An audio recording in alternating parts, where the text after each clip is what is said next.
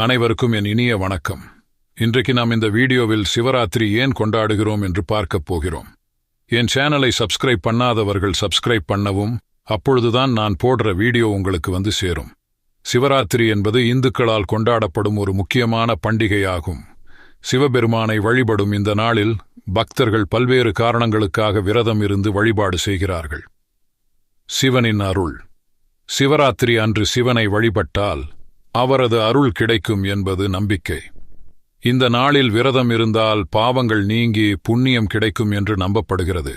பார்வதி தேவியின் வழிபாடு. பார்வதி தேவி சிவனை மணந்த நாள் சிவராத்திரி என்று சில புராணங்கள் கூறுகின்றன.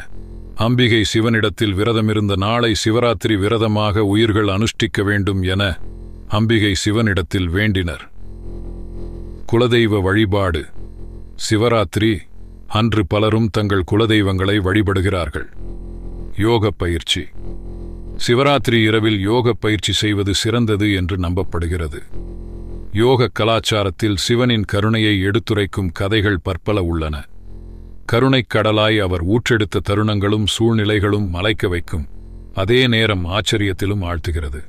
அதனால் மகா சிவராத்திரி இரவு உள்வாங்குவதற்கும் சிறந்த இரவு.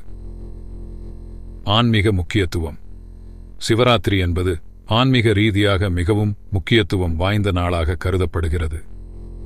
உலகம் முழுவதும் உள்ள இந்துக்களின் குலதெய்வ வழிபாட்டு நாளாக மகா சிவராத்திரி நாள் கருதப்படுகிறது.